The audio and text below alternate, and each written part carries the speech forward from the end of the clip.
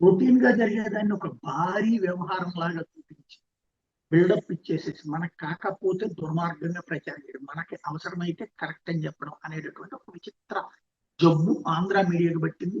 ఆంధ్ర మేధావి వర్గం కూడా ఆ మీడియా ట్రాప్ లో పట్టడం, లేకపోతే ఆ మీడియా బ్లాక్ మెయిలింగ్ లోకి వాళ్ళు కూడా అలయ తరహాలో తమ ప్రచారం కోసం స్టేట్మెంట్ ఇస్తుండటంతో నిజం చచ్చిపోయి అబద్ధం బ్రతికేస్తున్నటువంటిది ఆ దుష్ప్రచారాలు మాత్రమే నడుస్తున్నాయి. నేను ఇంతకు ముందు కూడా చెప్పాను, జగన్మోహన్ రెడ్డి ఇంటికి సంబంధించి అంత ఖర్చు పెట్టారు, ఆ వాటికి ఇంత ఖర్చు పెట్టారంటే అది రొటీన్ గా జరిగిపోతుంది, ఎవరున్నా జరిగిపోతుంది. చంద్రబాబు గారు ఇల్లు ఇప్పటికీ జూబ్లీహిల్స్ లో ఇంటికి సంబంధించినటువంటి ఖర్చు ప్రభుత్వమే భరిస్తుంటది. ప్రతిపక్షంలో ఉన్నప్పుడు భరించరు, అధికారంలో ఉన్నప్పుడు భరిస్తుంటారు ఆటోమేటిక్. అట్లాగే కరకట్ట దగ్గర ఉన్నటువంటి ఏదైతే లింగంనేని గెస్ట్ హౌస్ ఏదైతే తీసుకున్నారో అంతకుముందే ఉన్నారు, అది లింగంనేని గెస్ట్ హౌస్ గవర్నమెంట్ ఇచ్చేశారు అని చెప్పారు. అందుకని అది అధికారికం అన్నారు. ఆ తర్వాత లేదు లేదు నేను దాంట్లో అద్దుకుంటున్నానని చెప్పి ఆయన ప్రతిపక్షంలో ఉన్నప్పుడు అద్దె కడుతున్నానని లెక్క చూపెట్టారు. మళ్ళీ ఇప్పుడు వచ్చిన తర్వాత అధికారిక నివాసం, దానికి కోట్లు ఖర్చు పెట్టారు. అది ప్రైవేట్ బిల్డింగ్, తప్పదు. దాన్ని అప్పుడు ఖర్చు పెట్టారు.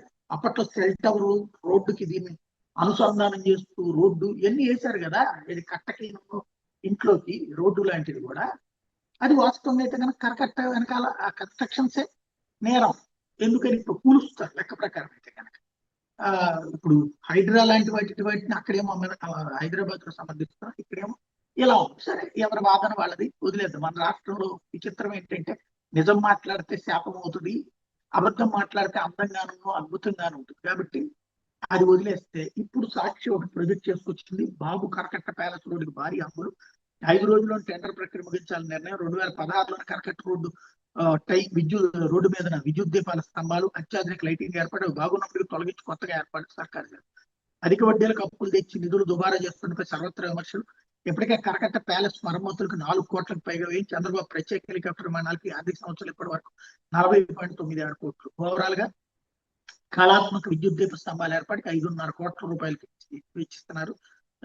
ఆ పన్ను 4.27 కోట్ల అంచనాలతో టెండర్లు పిలిచింది సిఆర్డీఏ అన్నారు. ఖచ్చితంగా ఈ తప్పేమీ కాదు, ఎందుకంటే ముఖ్యమంత్రి ఇంటి ముందు చీకటిగా ఉండటానికి ఒప్పుకోరు కదా, అది కామన్, అది గ్రహించాల్సిన అంశం.